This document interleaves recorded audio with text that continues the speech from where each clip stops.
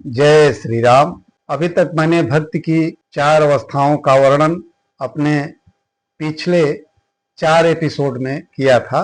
भक्ति की जो पहली अवस्था होती है, फिर दूसरी अवस्था होती है, फिर तीसरी होती है, फिर चौथी होती है। इसी तरह से 9 अवस्थाएं हैं। तो 5वीं अवस्था की चर्चा हम आपके सामने करेंगे। भगवान श्री राम ने माता सबरी को जो भक्ति की 5वीं अवस्था बताया, भगवान ने कहा कि मंत्र जाप मम दृढ़ विश्वासा पंचम भजन सुवेद प्रकाशा। भक्ति की 5वीं अवस्था का वर्णन भगवान यहाँ करते हैं।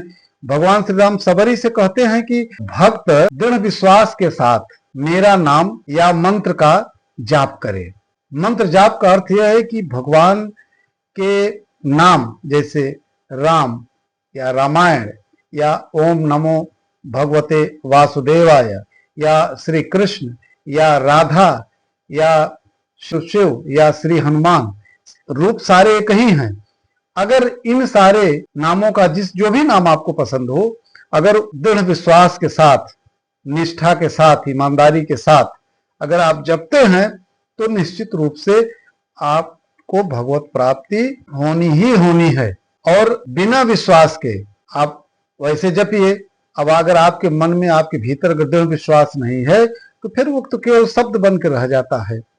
इसलिए परम श्रद्धा से किया गया जप मन, वाणी और कर्म को भी आपको पवित्र कर देता है।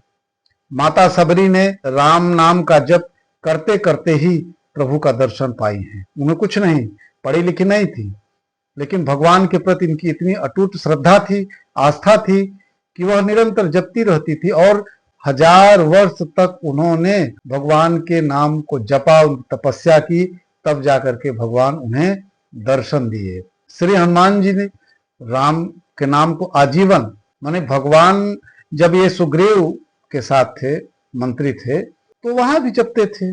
और भगवान से जो पहली मुलाकात हुई तो हनुमान जी से, तो उस समय भी वह भगवान के नाम का स्मरण करते हुए ही उनसे पहली मुलाकात हुई थी।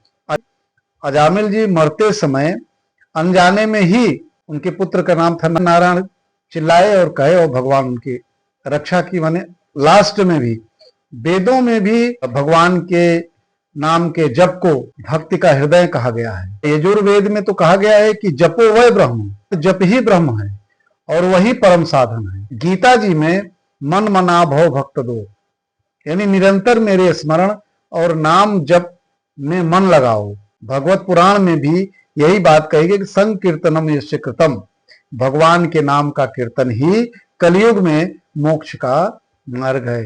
कलयुग एक ही नाम अधारा, सुमेरि नर उतर ही पारा।